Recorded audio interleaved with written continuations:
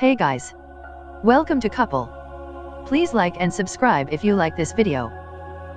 Documents obtained by Foreign Policy and the nonprofit crisis journalism website Coda Story show that the Trump administration knowingly lied about poverty statistics in their rebuttal to a UN Human Rights Council report on poverty in America earlier this year.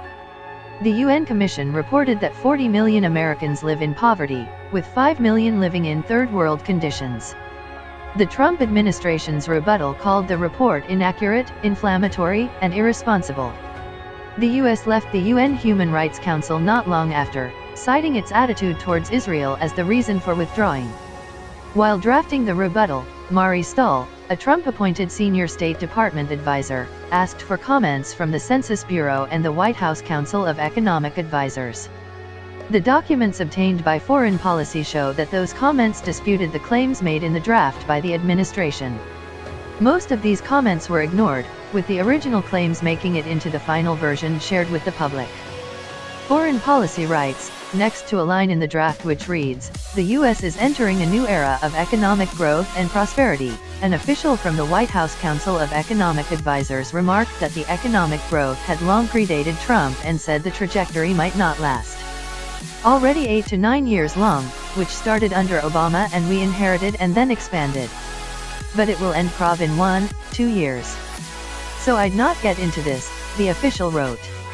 Again, the final version of the statement, put out by the U.S. mission to Geneva on June 22, ignored the suggestion and used the original language.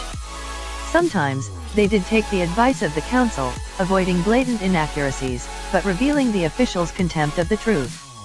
Wages haven't really picked up, other than for supervisors, one official from the Council of Economic Advisers wrote in response to a line in the draft about salaries going up.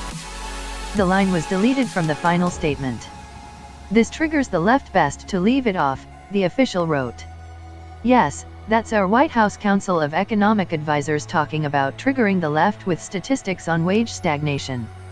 The inaccuracies pointed out by the Council of Economic Advisers also included statements about housing and aid to Puerto Rico. At one point, the draft asserts that people experiencing a housing crisis in a community have fair and equal access and are connected to available housing and related assistance based on their strengths and needs.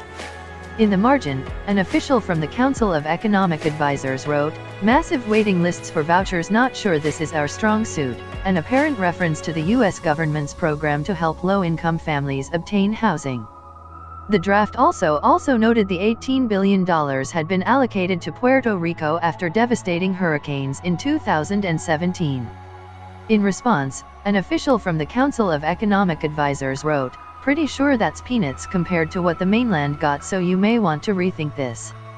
Many of the statistics used in the administration's rebuttal were drawn not from the government's own census data, but from a report by the Heritage Foundation, an influential conservative think tank, who have become increasingly extreme in recent years. One line in the final report citing the Heritage Foundation claimed that most Americans living in extreme poverty have air conditioning, a cell phone, a computer, and a DVD player or similar device. Few have been evicted from their home or even had their utilities disconnected for non-payment. Hunger is rare.